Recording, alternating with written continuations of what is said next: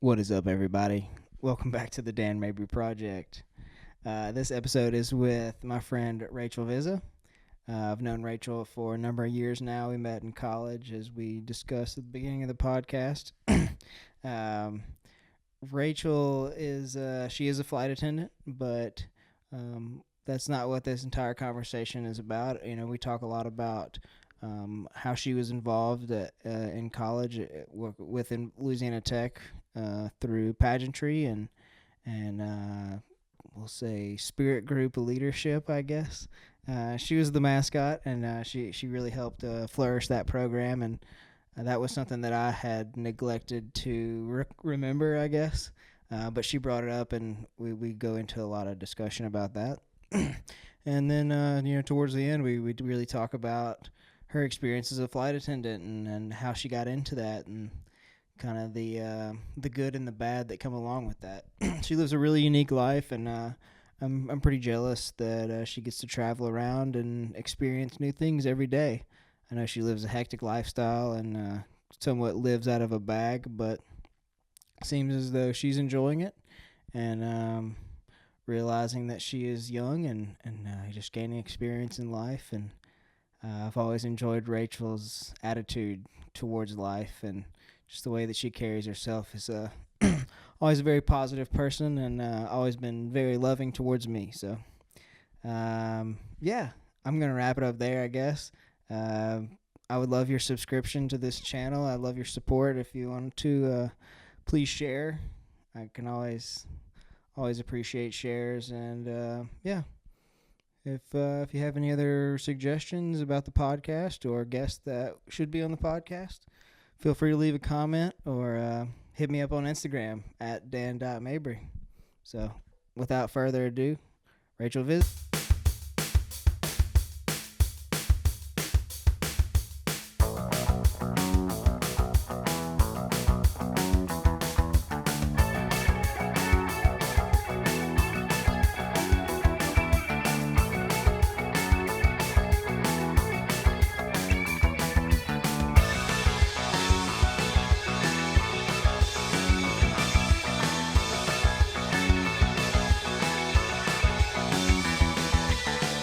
Know the first time I met you. I was trying to think about that. I don't either.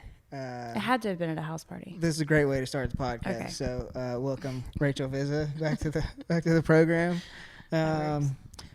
Rachel is someone who's been supportive from day one and hit me up.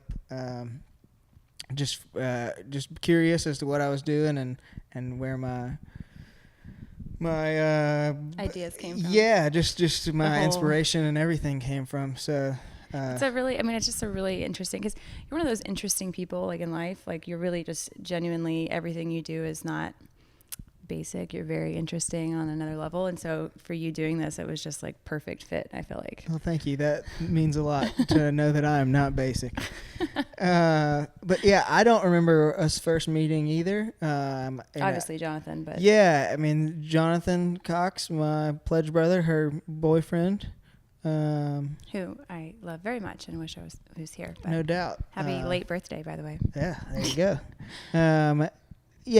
Running around Sigma Nu. Mm-hmm. You were Sigma Kappa. Mm-hmm. And many a fun night at that house. Yeah, no doubt. How is that house, by the way? There's no longer a tree through it, but I'm pretty sure there's a big hole in it. Oh. And that was hard to watch. It may be torn down by the time this podcast comes out. Oh, so we'll see what happens. That'll be interesting. But I guess that's good. I mean, that house has been there for so long, right? Yes. Needs a little early makeup 70s, I believe. And wow. It's one of the last original houses on campus. I believe KA is still there, and that other house that just changed a million times. Yeah. So I think it's AGR now, which they deserve it. They've been through a lot. So I feel like they've grown a lot. Probably have. I don't know. I do not keep up Same. with that stuff anymore. I have a lot of young friends still in Reston. Yeah. Keeping me young. It's great. There you go. But yeah, we met at Sigma Nu or something like that. And I guess the first real memory that I have of you is like snowboarding with you and Morgan Potts. Such a good experience. Yeah, for sure. And I guess something that caught my attention with you is just like how kind you were to me. I operate under the mindset that no one has to be my friend, and like people choose to be my friend sometimes, and I mean, because they want to be your friend. Well, yeah, and I mean, it's mutual. Like I choose to be other people's friend just because I see something in that person that I want to be a part of or whatever, and I guess that happens with me. It's not something that you think about for yourself, I guess. It's very, come by it honestly though. You're easy to be friends with, and you're a nice guy. Well, thank you. I appreciate that. So yeah, we've snowboarded, and I just remember like we ended up spending a bunch of time together on the mountain that trip. Yeah. That's how I learned how to snowboard, was literally starting with Morgan at the top and falling down, and then just kept falling down, and eventually it didn't fall as many times. So yeah, for sure. It was fun. Yeah. And so then we kind of finished tech. When did you graduate? 17. 17? Winter, May of 17. Oh, geez. And what did you graduate in? I have a studio art degree from Louisiana Tech. I can't believe they let me out of there, but they did, thank goodness. But it's sculpture and ceramics, so very 2D in a studio, old school style art. Everyone nowadays assumes when you have an art degree that that's Lacey. I'm sorry if you hear that in the background.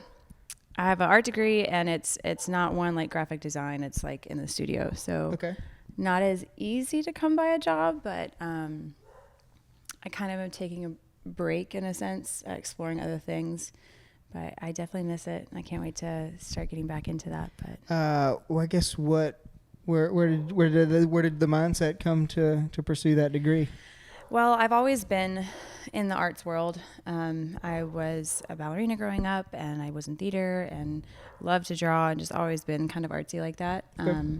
So it was kind of natural. But the program at Louisiana Tech is actually like a hidden gem. It's really a wonderful program, and to all the professors there, thank you. And I'm sorry that I was such not a wonderful student. No, but I learned so much from that program, just from the life experiences they give you through that program. But very grateful for that experience. Cool. So I guess another thing that stuck out to me during college was you pursued Miss Louisiana Tech multiple times and finally achieved your goal of getting that crown. Do you even know what else I did in college? I guess not. Do you know? I don't know that you actually know this. Do you know that I started a program at Tech? I guess not. What program did you start? I was wondering because I was like, you keep saying pageantry. I'm like, I don't know that he knows. So I also was the Bulldog. Yeah, I do remember that. I do remember that. You started that? I revamped, like I brought back a program to the university for that. So Miss Tech was huge to me. Yeah. But I feel like Champ was probably. But that's funny that you like when you think of me, you're like, oh, Miss Tech. That's cool. Well, and I guess because that's when I really knew you, though. Yeah, that was the thing. Like, I guess I was gone by the time. I guess I knew that fact just from social media and whatnot. But I guess I was never. When did you graduate? In 2015. Oh, you are older than me. Yeah. Just a little bit. I was older and a year older than Jonathan. Just a little bit. When he came in. Okay. So. Yeah, that guy, I have gotten some stories. Whoa. That's why I wish he was here, because you guys, that is some fun that you guys had in that house. But no, so I became Miss Tech. Yeah. That was really fun. Okay, what was your? Okay, I know your sister is a beautiful pageant queen, and she's gone and done and achieved a lot of. She was Miss Louisiana, and was that something that you just grew up with and you wanted to be a part of it? Or it's weird because I know Lauren to some degree, but y'all seem similar in certain instances and totally different in others. It's okay if people think we're twins, even though we're like 5 inches apart in height, and she's olive tone and I'm pale. No, I think somewhat watching her do all of that, because her very first pageant was a Miss Tech pageant, and I definitely remember it. And then when I went to school there, I was like, that might be something that I would be interested in doing, just because I love the university and I would love to represent it as best as possible. So I think when I kind of got to Tech and I saw what all of it was about, and I really just fell in love with the university, I said, why not? Like, that would be so much fun. And then I think it's really cool that there's sisters that were Miss Tech. Like, that's been a really interesting fact to me. No doubt. How many times did you participate in that pageant? 10,000 times, until they finally said, fine, Rachel, just take it. I think I did it 3 times. Okay, that's what I thought. Yeah. So why did you not give up? Honestly, I can say that I grew up a lot in those couple of years. I grew up a lot since then even, but each year I would go back and start preparing for it, and I would be like, wow, like I can't believe I did that, or like I would learn something else about myself. And so it's a lot of people think that it's all about like just making yourself pretty, but it takes a lot of self inward looking at yourself and like really seeing like, why do I want to do this? You know, what about myself do I think is you good were about seeing this? gains within yourself, Right? Physical, mental, just everything. Kind of. That's easy to keep that process going. Keep chasing that right, goal isn't if that's the case. Even at my age, I think I still have a lot of growing to do, but I think I've grown a lot through that experience and doing that multiple times. And it's never easy to be like, oh, I failed at this, let me just keep trying. You know, like that's that was going to be my next question. Like first and second time, like you walk away from there, what's going on in your head?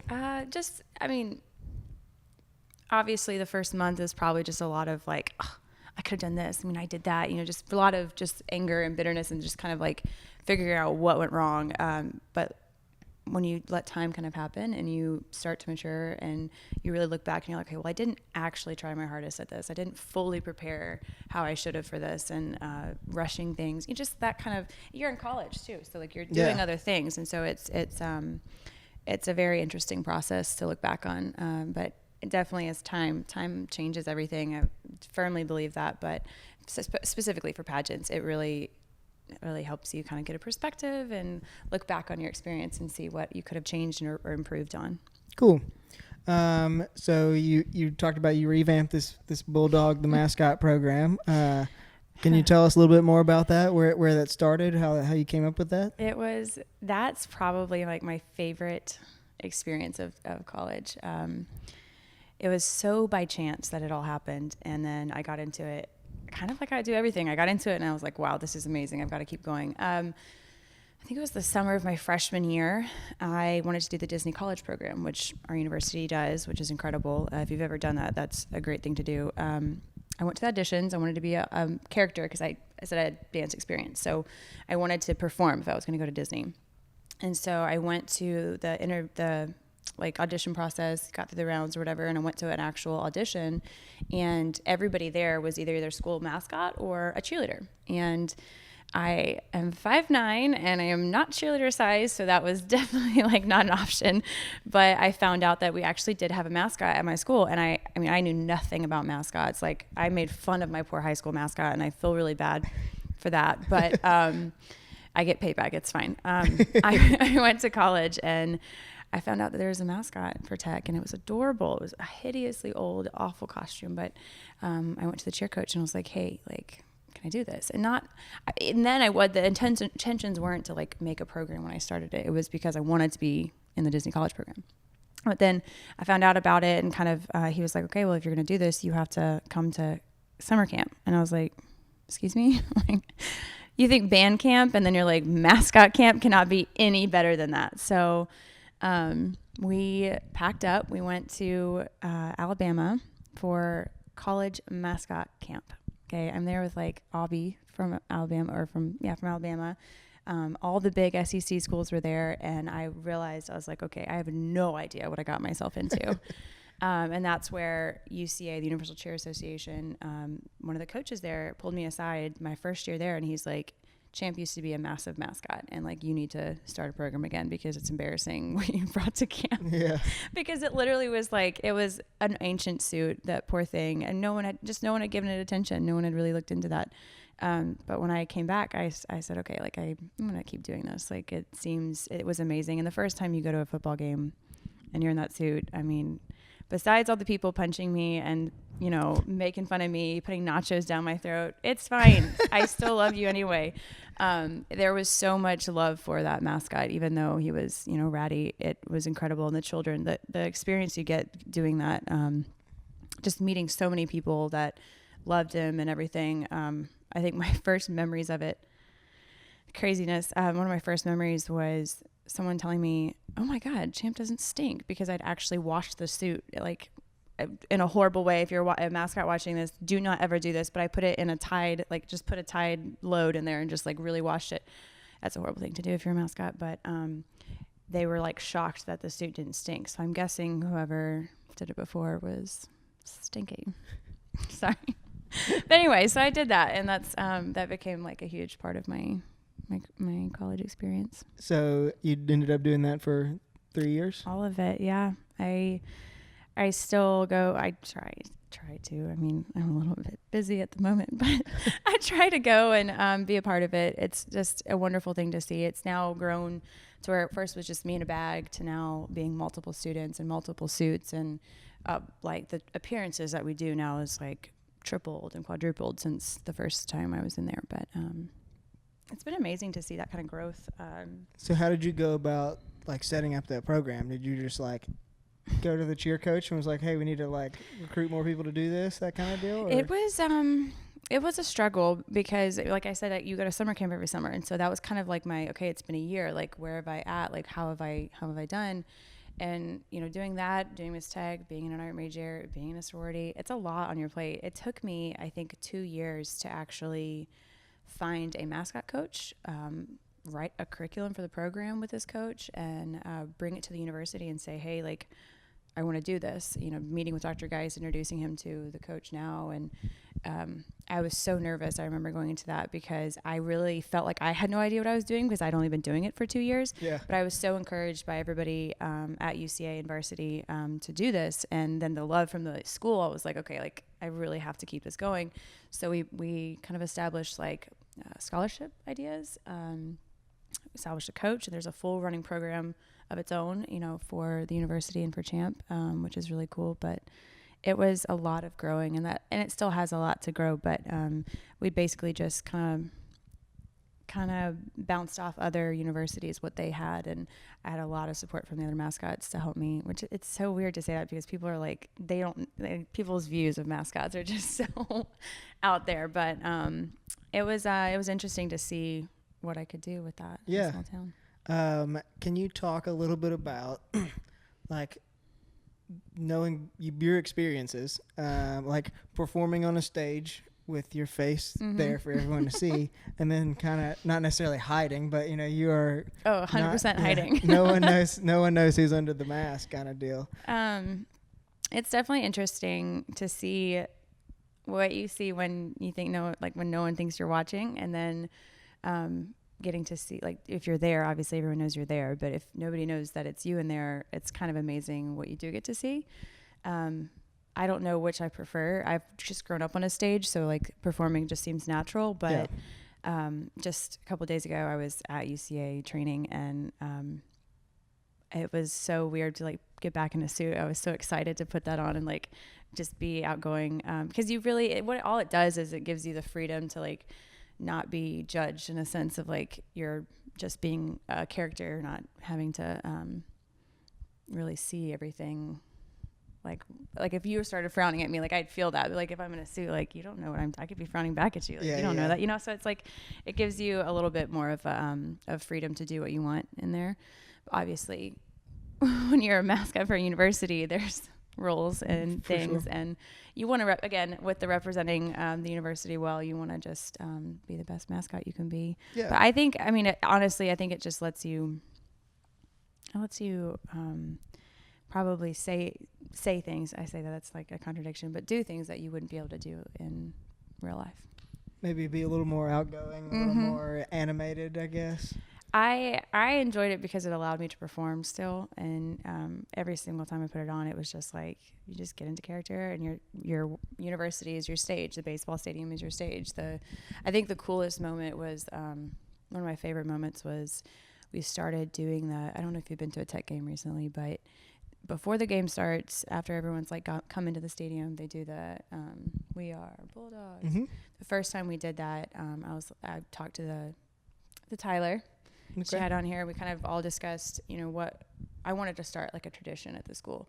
It was something where I was again challenged by UCA to go back and start a tradition at my university. And now I don't know that he ever used to do that, but now he does that. He has a sign that says "We Are Bulldogs," and he's in charge of like starting that chant. And the first time I did it, I actually like started tearing up on the inside, because to be that person on the center of that moment, like seeing it on both sides and getting to hear it, just really have the crowd's response to it was kind of overwhelming. It was incredible. Yeah, that's interesting. It was like to me it was like a mark of success. Like I had made him so visible that he was visible to the entire stadium at that point, which For was sure. crazy. Yeah. Yeah, that's pretty epic. And I mean, it is, well, like you say, potentially something that hangs around for a very long time. So it could be, yeah, that's pretty awesome. A lot of my like highlight moments were with Champ. It's a weird, I don't know that I've ever actually talked this much about mascotting to anyone, so this will be interesting for a lot of people to hear about, but some of like probably my top like 3 most memorable moments at Tech were in Champ, so it was a lot of my experience, that's for sure. That's awesome.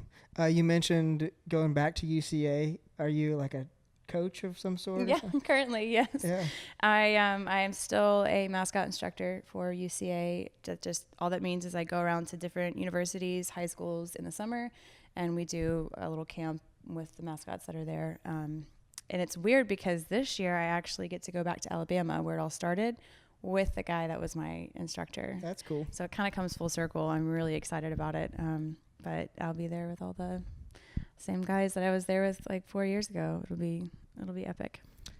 Side note, tying into mascots, I have an older brother. He's 7 years older than I am, and he was the rebel man at West Monroe High School. Look at that. He was a mascot as well. Did he ever go to summer camp? He went to Old Miss summer camp. No way, year. that's UCA camp. Yeah. We're NCAA camp. That's crazy. Small world. I was, man, like I said, he was like 17, 18, so I was 10, and me and my mom drove to Oxford. It was like the longest drive in the world. But you remember it? Yeah, that's crazy. Yeah, for sure. That's awesome. Did he do that all through high school?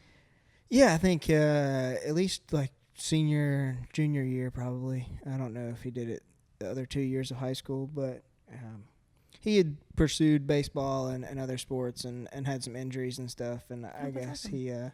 He decided. I don't really remember the whole story. You were 10, so it's okay. Yeah, exactly. I was. Legos were a big focus, I'm sure. Playing Tony Hawk's Pro Skater. There we go. But yeah, okay. So you graduate, and I guess you didn't find an art job.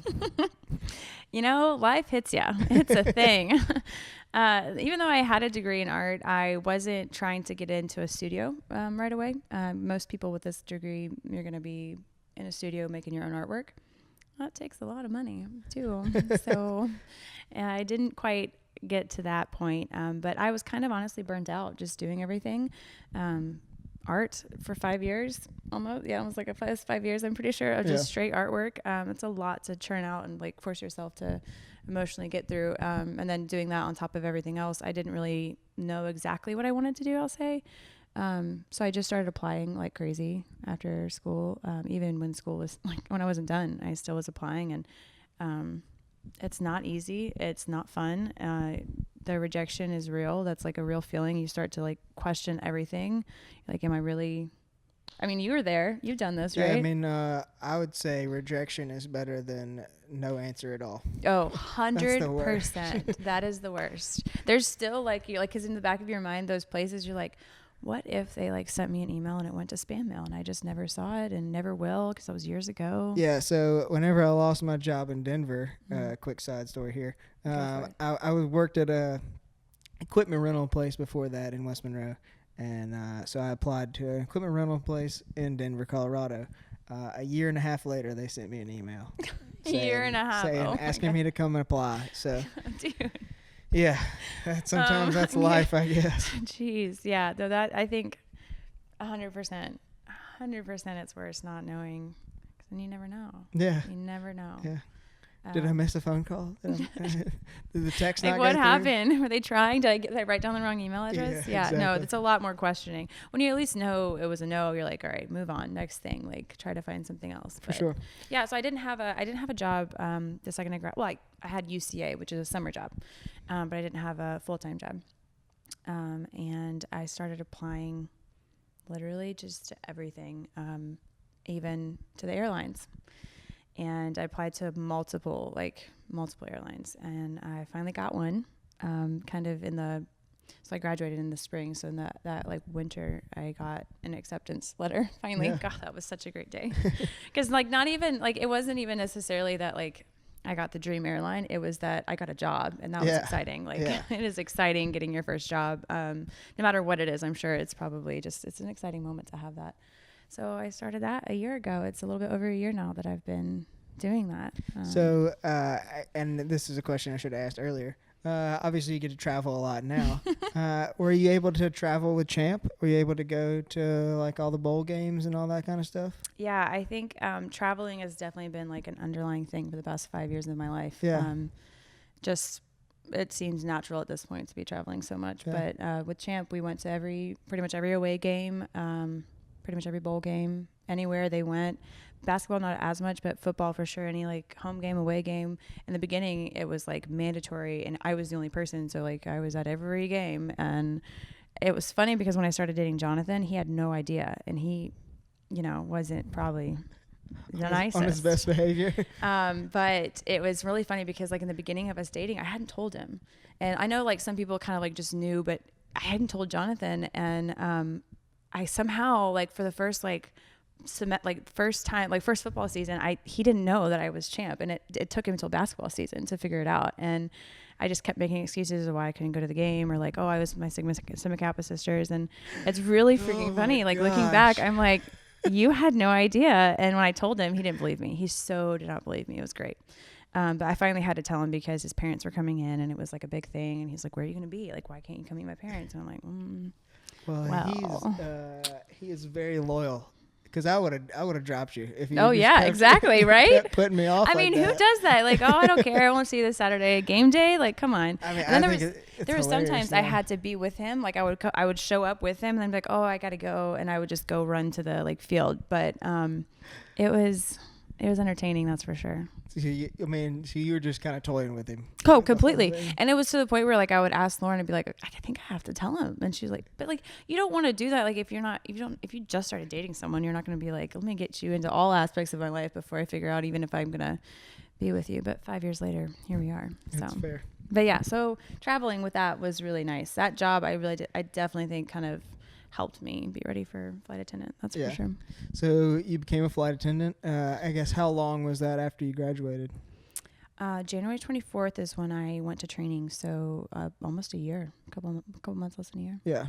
When I graduated May something. So okay. About a year. And that was in Salt Lake. That was like I got to go far. Yeah. That was really cool. So your first job was there. And the training for it was there. So it's a job that you get to be everywhere. So right now, my fun thing is people ask me where I live. That is a really hard question to answer.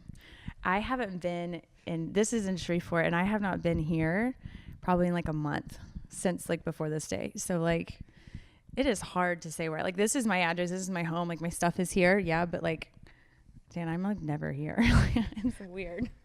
So you also have stuff in Atlanta. Yeah, I have stuff in Atlanta. So like Jonathan's in Atlanta. So I have some stuff there so that like on my days off I can go be with him. Or I mean my crash pad is in Detroit. That's where I'm flying in and out of, is the Midwest. And being a Louisiana girl. You said a crash pad? Oh, yeah, I should explain what that is. So if you're a flight attendant, you'll know. Anybody in the airline industry kind of knows what these are, but it's where a bunch of flight attendants get together and they stay in a house. But it freaks people out when I say like I have 10 roommates, because I don't really have 10 roommates. I probably have like 3 or 4 whenever I'm there, but we're never there long enough and we're not all there at the same time. So it's just kind of like it wouldn't make sense for me to have a full house there. So we all share one. That was one question that I had about the industry that you're in. Like, is that you pay rent there? Like, do you get a lot of things comped? Yes. I guess. That's a better question to ask. The airline does not pay for your housing. Okay. No, the airline does pay for you while you're on your trips, but not your off days. Your off days. I'm Fair off enough. on those days. Fair enough. No, but they are really good about connecting you with people and wherever you're based. My airline in particular is fantastic at that. It's a very homey feeling. Like when I first started, I of course knew nothing, and there were people that had been there for like 12 years that were, hey, like this is how you do this. This is what's going to happen. And it really was an easy transition. But I think because I've been traveling so much and I've been working with people, it didn't feel very foreign to be, again, traveling and meeting new people constantly. So, Yeah. A lot of So my you went to colleagues- training. How long was training? 30 days. 30 days in Salt Every Lake? single day from like 8 a.m. to 5 p.m. or longer. Yeah. And that was in January? Mm-hmm. I imagine it was quite cold. Freezing. It was my first, like, besides Breckenridge, like, I mean, Breckenridge, when you're going on a snowboarding trip, like, you expect there to be snow. You pack that snow gear. When you're expected to be, like, in business attire in, like, 30-degree weather and, like, freezing, like, literally freezing weather, being from Louisiana did not help that. I did not know how to pack for that. Looking back, I'm like, wow, that was not smart. But it was fun. It was definitely fun. I got to explore some in Salt Lake, which was really cool. I really enjoyed it. We went to, there's like a mountain in the back of downtown there. I don't remember the name of it, but it was really beautiful. Froze my fingers off and my toes and everything else, but it was really fun. So Jonathan was able to come up there and meet you there for a little while? No, because this is ironic. So I think October was when I found out that I was going to be with this company. Jonathan ended up working for the same company. About 2 months after I got it, he applied and got his job. So he followed me, not me followed him. It's a thing. I have to say that because everyone's like, oh, so you just like went and worked where he is. I'm like, nope. Technically, I went first, but his hire date was like 2 or 3 days before mine. So he beat me in seniority by like 2 or 3 days. But that's funny. No, he was in training the same time, but Okay. his training was not there. I don't think his training was like. Oh my goodness, I don't remember where his training was. But we weren't together. We were not in the same place. Oh, his was in a different city. He was not in Salt Lake with me, but we were both in training at the same time for the same company, but in different places. Fair enough. And so you're in training for 30 days and you immediately hit the ground running? Oh, do you? Yeah. Oh my goodness, do you? It is. So, I mean, you've flown before, right? Yeah. I mean, you've had experiences on a plane, multiple experiences. For sure. Have you ever thought about like looking at it from the other end? Like oh my God. The only thing that I've thought about from the other end is like one, you get the ridiculously drunk people, but what I always think about is the incredible amount of repetition that you go through, like even on a daily basis. Like you have to be doing the exact same things almost within the exact same time frame, like at the exact same time, like in the exact same order. No. Yeah. Like it just like seems like the whole travel aspect of it, the whole meeting different new people, that's very attractive to me, but the whole repetitiveness of it is insane. Yeah, seems like it. It's remedial repetition. It's not too complicated in the sense that like now, if I went through the safety demo, I could literally say it. Like sometimes I'll be saying it and I'll get distracted by like someone's hat, and I'm not even listening to myself, but I'm saying it, and then I'm like, oh wait a minute, did I continue? And I'm like not even listening to myself saying it, but that's because we say it so many times a day. But it's not as so every flight I do the same thing, right? But every flight is different because of the people that are on it. So the only thing to me that's the same is like I end up in the same cities all the time, the same hotels, to the point where like I feel like Indiana is my home right now because I'm in Fort Wayne, Indiana so much that it's like the restaurant that we all go to when we go there. They know my name. I go into the hotel. They know what I want for dinner. They know who I am because of the order that I get for dinner. I think I need to like switch it up a bit. Like the last I was there, like I was there last week. I walk in and she's like, "Oh, you're tomato soup with grilled cheese," and I'm like, "Yes, yes, I am." Guilty. Yes. That's funny. But it's I didn't even think about how repetitive it is. I don't really, because your pilots are different every time. And your passengers are, and the experiences your passengers give you is different on every single flight, regardless of how many times you tell them, regardless of how many times I tell them your bag won't fit in the overhead bin, the responses that I get are fantastic. So I don't mind it at all. I think the only thing that's like repetitive about it is probably that demo. I don't, to this day, I could probably say it in my sleep. And be fine with it. I guess that makes sense. Like you said, literally every flight is different because there's just such a variety of people. Yeah, and that's the mood that they're in or Seriously. whatever, you know. The time of day has a lot to do. Like the weird thing is like by regions now I could probably bet what kind of juices I'm going to be passing out and what snacks are going to go with each juice. Like I can tell you if I'm in Pennsylvania, for some reason they love tomato juice. Like everyone from kids to adults to grandmas, like everyone wants the tomato juice. And I don't know why. Like that was never something growing up. I'm like, Mom, yeah, I want tomato juice. Yeah. Ginger ale is going to be a totally like New England area type thing. Seltzer water with no ice. Every time I go into New York, that is a thing. But it's like a regional drinks thing now. I don't know. That's interesting. Will you pass me that water then? For sure. I'm dying. We're using reusable bottles over here. This, oh my God, though, no, this has a filter in it because There you go. I go to so many different places and the water, I am a firm believer water has taste. Quite questionable. So you get to work with the same flight attendants? I know you mentioned that the pilots change, but do you kind of work with the same crew of flight attendants? Every trip, they're normally different. The crews are different. A trip can be 1 day, 4 days, but every trip, they're normally different. That's for our safety as well. If you're working with the same crew, going to the same places, it's easy to follow you. And we do have those regular passengers on board, and they are paying attention. The other day, I was flying in here when I was like coming in here, and this passenger, I was in my like normal outfit, and she recognized me from her flight up in Michigan, and I was like, "How did you like remember me?"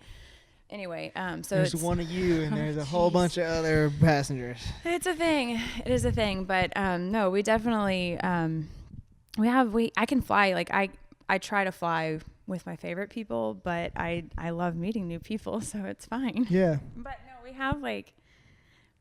have a bunch of people in this company, so I haven't flown with everyone that's in the company, but every time it's pretty much different. Well, imagine, like it takes you talk about they have to have a different crew every time. Like it takes the normalcy out of it. Like because everybody's different, and maybe you worked with that person once or twice, but you still don't know every little thing about them and their interactions. Oh yeah. I'm sure it makes you kind of tiptoe a little bit more as to. It's funny too because when keeping the peace and all that kind of stuff.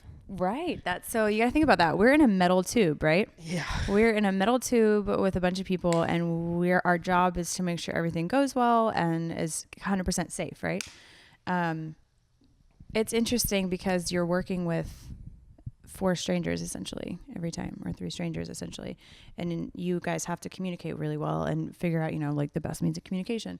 And it's funny because like day 1, everyone's kind of like tiptoeing and seeing like how things work.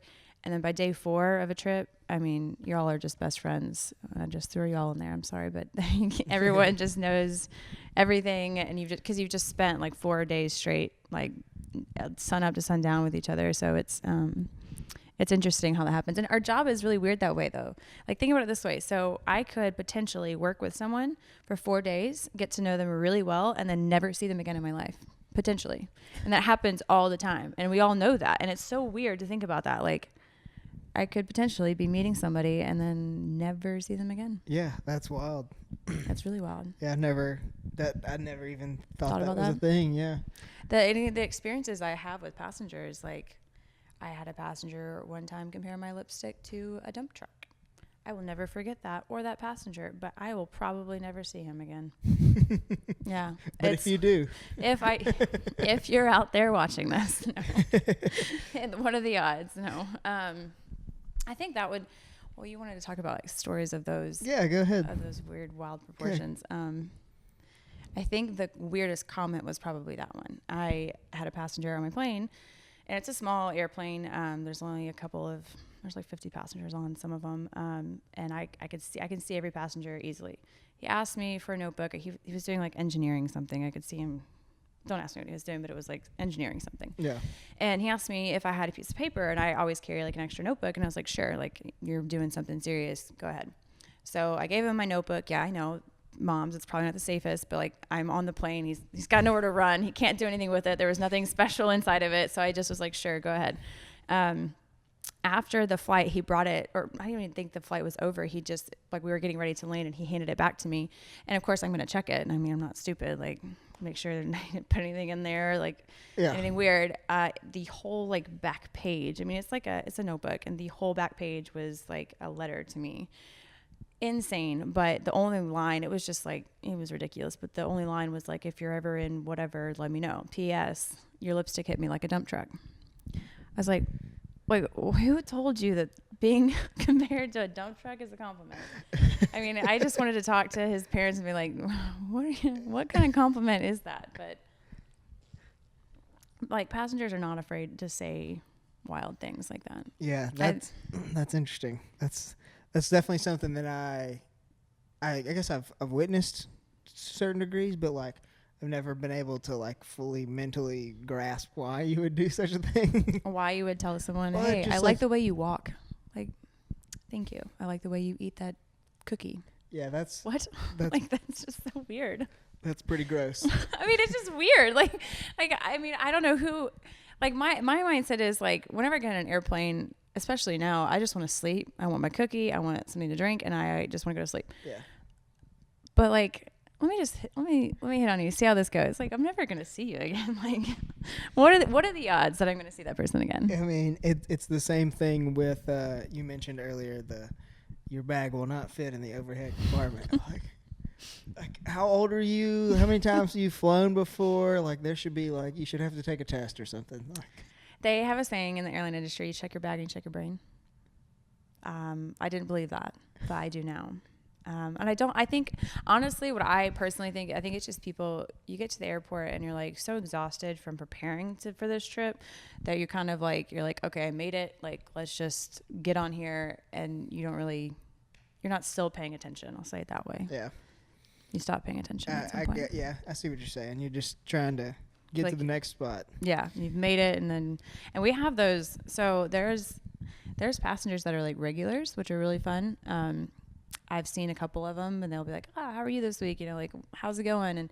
And it's more rare because we have our routes changed so much, but sometimes you'll catch that guy a couple of times or that girl a couple of times, and that's really interesting. It's real fun to do that. So you mentioned that the route changes, but you also mentioned that you've been in Fort Wayne, Indiana a whole lot. So, like, I guess you're flying to different spots from there? Yeah, so our schedules are not, like, I can't say that I'll be in Fort Wayne every Tuesday. Like, that's not consistent. But based in Detroit, you go to certain cities. So I'll be going to the same cities just at different times and different ways and different kind of patterns. But it also, even that changes sometimes. Like, I could go through Minneapolis and go way far away over in like Lincoln, Nebraska was one of my favorite overnights. Who knew that town was adorable? But I had a really great experience there. Cool. It's been a fun job. What kind of shift do you work? How long? Oh my goodness. So that changes so much, but I would say probably the most consistent thing is like, I get on a plane at 5 a.m. and I probably don't get done until like 4 or 5 in the afternoon. Sorry. But it's like any other job. It's like a regular job, but the hours could be from like 5 a.m. to 4 in the afternoon, or I could start like my next trip. I don't start until 4 in the afternoon, and I'll probably go to midnight. I haven't looked. Yeah. But so you step on the plane, you immediately like start preparing things. Mm-hmm. Oh yeah. Because so flight attendants and stuff, we won't go into like, I can't go into like total all the process, but we get there a little bit before our passengers do to prepare the plane. And there's things we have to go through before anybody actually even gets on the plane. And I'll say this, I had no idea what like flight attendants went through before training and everything. I literally thought it was like a waitress in the sky. I spent like 1 or 2 days on training or for like service. Everything else is safety related. So we do so much safety stuff on the airplane before even passengers get on there. And then like, even when they're on there, I'm still being very safety cautious, even like boarding, everything. But yeah, so we get on the airplane before the passengers do, get everything ready, board up, get there. And then we do what's called a turn normally. And you just turn the airplane around and go right back. Yeah. So we do that a bunch. with my airline because we're smaller. I'm staring at a squirrel that's out there just right behind that doggy door. Yeah, he's been out there for a while now. Have you been watching him? He's like, I don't know what he's getting. Anyway, ADD, totally. Squirrel. Anyway, it's fun though. It's wild, but we do a bunch of those little turns all day, and then we end up somewhere at night. Sometimes we do one a day, and that's really nice. And then I have a day in Lincoln, Nebraska to explore, and that's cool. There you go. I saw Mount Rushmore at work. That's really crazy to say. Like flying? No, like I got to visit. So like we flew in. We were like the first flight in the morning, and then my crew, we just jumped in a car and we're like, hey, we're going to go to Mount Rushmore. And I got to experience that for the first time, technically working. Cool. Which was cool. It's definitely cool to be on vacation while you're working. Yeah. So you mentioned some of the slightly bad stories. Do you have any like heartwarming stories? So there was this grandma. Her name is Miss Linda. She's fantastic. I was in Memphis, Tennessee. It was the first flight of the morning. The sun hadn't even come up yet, and this sweet little grandma was being wheeled to the airplane. And when you see that, I instantly think of my grandma and like how I would want her to experience that and how that would go. And she got on the airplane, had to help her, all the things, like put in her seat, giving her everything. I make all the announcements on my planes. Anytime I made an announcement, ding, and I have to go over there, and she'd be like, "What did you just say?" Because I couldn't hear anything you said. So every time I made an announcement, said anything, even if like I was giving the passenger in front of me like pretzels or whatever, like I would have to. I just gave him pretzels, Linda. Like literally, it was so adorable. And she fell asleep in her chair, and I went and put a little blanket on her. She woke up and she was like, "Oh my God, that was so sweet." I honestly, I do that with anyone's grandma that gets on my airplane. I mean, I'm going to treat everyone like that. And this one stood out to me because apparently one of my colleagues was on there, and I didn't know that they were on there because they were in street clothes. And they wrote a comment about it. And I was like, wow, because I thought she was just a crazy fun little passenger, but it really made a difference to like that guy. And he said that he was talking to one of the other passengers, and like that guy wrote in about it because it was a sweet moment. We have a lot of first-time flyers on my planes. Love them to pieces. They're absolutely adorable, and I can't even tell you how many adorable babies I've seen. A lot of adorable dogs. Oh my God, the dogs! Just recently, I had this dog named Bear. This guy is like this big, like sitting on my plane. I wanted to just snuggle him the entire time, but I could not. I got to pet him though and take a picture, so that was great. But I have a lot of. I would say that the children and like the warm stories are the reason that I still love it. Because it's hard sometimes to like constantly seeing like interesting people, or impatient, unkind people constantly. Because I've experienced that, and you have to remind yourself like we are a good race. Like we're still humans. We're still good. And seeing those little kids all the time on there, so excited.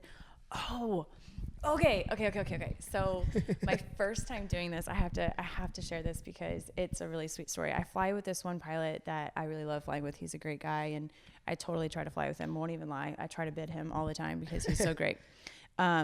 He has a little guy, a little 6-month-old, I think. And he was telling me this one flight about how like he wants to get a plane and wants to take his little boy up and stuff like that. Well, I had never been in the cockpit of an airplane and like seen out there, and I know like a lot of people haven't, but you guys, that is the most incredible experience. Like I so encourage everyone to try and go on like a private plane or something and see that, because yeah, we have that little like window view, but that is nothing compared to what these pilots are seeing. No doubt. I was on a longer flight, and this pilot that I love, he went up and like went to the back. I won't tell him, walk of shame, but I got to go sit up there, and he said after the flight, he was like, seeing your excitement reminded me of how jaded I've become at my job, and like how truly incredible it is that I get to do that. Because guys, I got to see the sunrise when like when sunrise is at your level, like, oh my, it was the most incredible thing. And so there are moments in there where you're just like, oh, that is amazing. Like getting to just stand there and like see those views and kind of remind yourself, like, I get to fly for a living. Like that is my job. So no doubt. It's fun. Do you have any weird flight attendant stories that you need to share, Dan? Have you ever had a mean flight attendant? Don't be afraid to talk really. to your flight attendants, guys. We want to talk. You know, I always find it interesting whenever there's a male flight attendant. They always get my attention, and you know, those people tend to be a little more metrosexual, I guess, for lack of a better way to describe it. No, it's not weird by any means. It's something that I, as a guy, I think is an interesting, you know, career decision, but judgment by no means. Not judgment. Yeah. There are a lot of feminine men in this industry. That's for sure. I guess I've never seen like a dude with a beard. You know, like I have. Yeah. There's a dude with a beard. There's a dude with a beard that flies in and out of Canada, and they're there. Okay. They are there. Fair enough. It's interesting to see the people that actually do this job. It's a lot of retired moms and stuff like that, but it's either someone's like retirement job or in between job. Or yeah, I guess that is a good point. Like that is an observation that I have made is a lot of older people, not like 30 and under are flight attendants. It just, I guess. I don't know. That's the other thing. So the airline industry is really incredible. Everything is based off of seniority. So the longer you're with the company, the more benefits you have, the nicer things might be to you.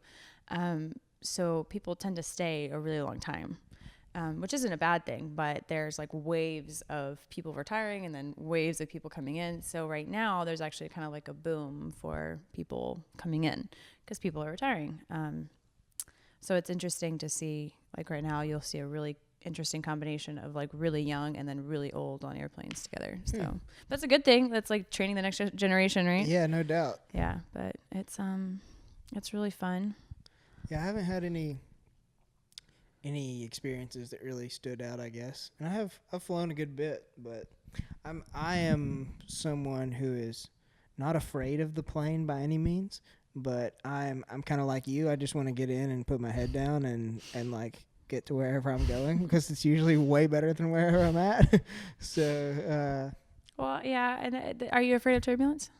No. I mean, the only thing I'm afraid of is like a spider or a snake like bite. On a plane? No. Just in general. Yeah, just like walking down a trail and a snake biting me. Yeah. That's about the only thing I'm afraid of. No, like whenever I get in a plane, I have fully accepted the fact that I am not in control. Oh, congrats. Therefore, I can put in my headphones, and if we ended up on a roller coaster towards the end of the flight, cool.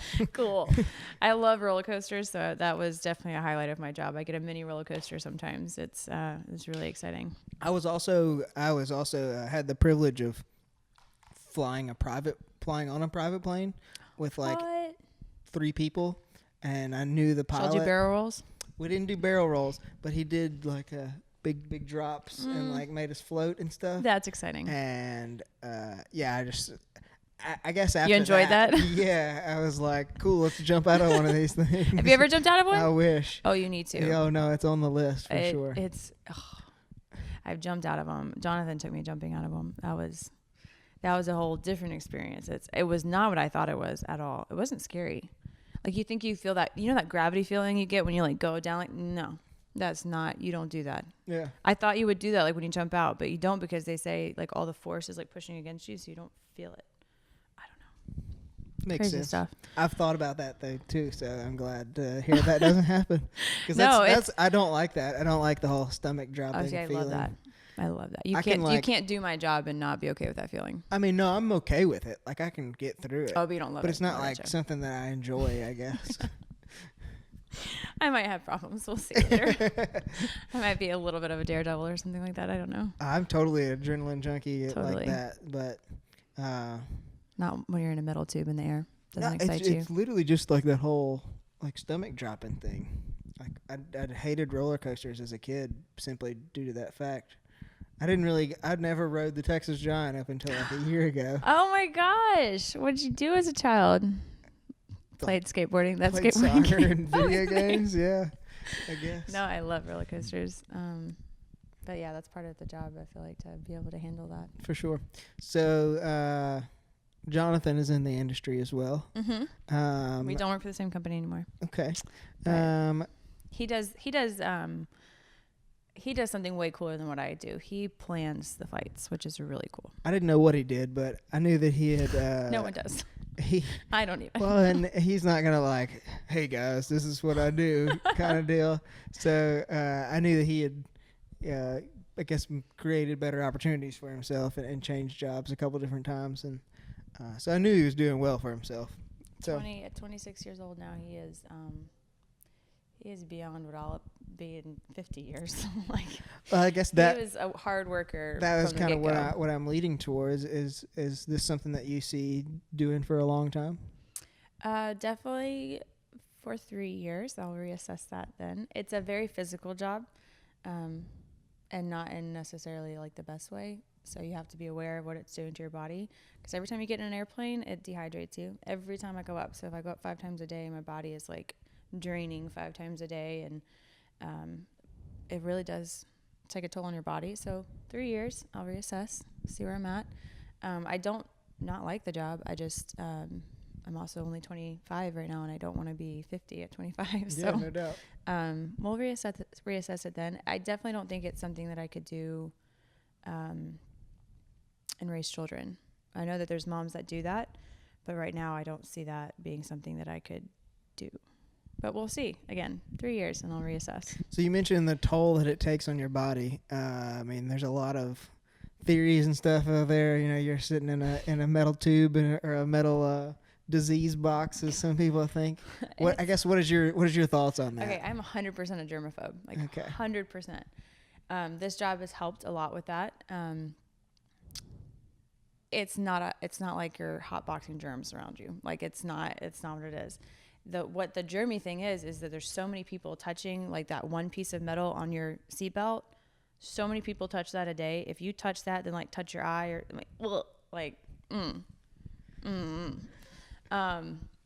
I always use gloves when I clean up after fights because I'm just so aware of the germs. But also, it's not necessarily all germy. Like, that's not the dehydration, I think, is the thing. It wears you down, like just being up there for so long. Fun fact, try this out next time you're on a flight. For every like drink on the ground, it's like the equivalent, or every drink in the air is like equivalent to 3 on the ground. Alcoholic drinks? Yes. Yeah. Okay. That's interesting. The special kind of drinks. Yes. Yeah. Adult beverages. The adult beverages section. It's interesting to see what that does in your body, because then you're like buzzed, and then you come back down and you're like, where'd that go? I've never drank on the plane. Mm-hmm. I've never experienced that on the plane, but I have at altitude for sure. Just Breckenridge. Yeah. So. No, but it's interesting. It's interesting to what it does. I think like I noticed it at 25 and the wrinkles thing that's happening up here. I'm trying to prevent that. That's a very girly thing, but it's 100% like it ages you. And just like I'm pushing 200-pound carts up and down an aisle and bending like crazy. It's physical. It's a physical job, and it's repetitious, like you said. So it's like repeating those for sure awkward movements every time. Is that something that you still work out on a regular basis Okay, so the schedules that we have are not consistent. So that has been my biggest struggle, is getting a consistent workout routine. I use the Fitbod app and I love it to pieces. I try to work out as much as possible, but like I haven't worked out in the past 48 hours because I haven't really slept much. Sleeping is that is like the biggest struggle, I think, as a flight attendant, is getting to sleep, because you get this like adrenaline rush on your last flight of the night, because you're like, oh my God, I'm there. I'm like going to get there. I'm almost done. And then you get there and you're like, okay, now I have to go to sleep. Like, this is very odd. So it's interesting what you do there, like trying to sleep, trying to eat, trying to work out. It's a very interesting balance. I've learned to be okay with sleeping instead of working out, or eating at the airport instead of eating healthy. I have to like be okay with that, because otherwise I just won't eat. So. Well, I mean, that's why I asked that. I mean, you mentioned you're pushing around a 200-pound cart all day. I mean, that's not a walk in the park by any means. So it has wheels on it. It's pretty easy. You've seen the grandmas doing it, but No, it's definitely physical. And then I think about it this way too. I need to be prepared in case I was called upon for any reason in an airplane to be physical. I need to be prepared for that. And No experiences like that so far? no, not where I've had to be physical. I've been really lucky, knock on wood. I've had no situations that are needed assistance yet. I've had lots of minor things, but nothing extreme. I've had like really interesting, but I've had a lot of people not like turbulence in that experience. It's been really interesting. I didn't realize that happened so much. That's probably my least favorite thing that happens. But it happens so much, people. Don't eat dairy before you get on a hot plane in the summer. I don't know how else to say that. Like, just be smart. Eat something before you get on a plane, but I don't know. Consider eliminating dairy from your diet. I don't know. Please, I don't know. Something. That I think that's probably the most awkward thing. I've had lots of people that they don't realize. So I get it. If you're a nervous flyer and you want to take a pill before you get on an airplane, don't take that pill until you're sitting in that chair, because if you do that in the airport and then you're like, okay, maybe it's not working. Like, let me go get a beverage to calm me down. Yeah. That is the worst combination. I had to like physically like wake somebody up because I couldn't get them up, and they had just been, they're obviously a nervous flyer. They had taken too much. I mean, it was just, you have to be really conscious of those things, because it again, you're at altitude. Like, it's a very different thing, like doing that on the ground and then doing that up in the air. It's just your body. I don't know that it was made to go that high necessarily. So like, it doesn't act normal, I guess. That's interesting. I guess I've experienced the dehydration effects like you're talking about, but I never thought about it from your perspective, and like constantly working in it. Yeah. Like having to go through that on a multiple times a day, multiple times a week. There was a month there solid where like in Detroit you couldn't drink the water. I don't consider the brand of water, I don't know if I should even call them out, on airplanes necessarily water. If you look at it and you research the stuff that's in it, it doesn't hydrate you. I've tested it. It doesn't hydrate you. To the point where like a 1 month I was like so just constantly dehydrated. My body just was like shutting down. It was just not good. So that's why I got this bottle, because now I can put whatever in it, even the water that's on airplanes, and it'll be fine. I can drink it. But it was weird to have that problem in America being a flight attendant. Like, that's just not something you think about, but like I didn't have access to like, I mean, you couldn't drink the water at the crash pad. I was on airplanes all day, and then you get to a hotel and like, I can't stand the taste of tap water in the hotel. So I don't blame you. I'm very much that way as well now. Water has taste. Yeah, no doubt. Starting to drink out of the same bottle on a regular basis. I've definitely figured that out. That's the thing. Yep. That squirrel has been eating for an hour. We've been talking for an hour, and that squirrel's been eating that for an hour. Yep. He's cleaning it up over there. I don't know what he's eating. I guess there was birdseed out there. Yep. Cool. Anyway, wrapping this up, I have to say I am not affiliating any of the conversations that I had with a certain airline. These are my personal experiences and my opinions of things. Sweet. That happened in the airline. But beautiful. Thank you for having me on here. Yeah, thanks for I feel like I rambled a lot, but hopefully it wasn't. No, that was wonderful. You did a great job, and I'm very happy to have you on the program. So I'm so glad I could do that. Maybe we'll catch up with you down the line. That'll be fun. Sweet.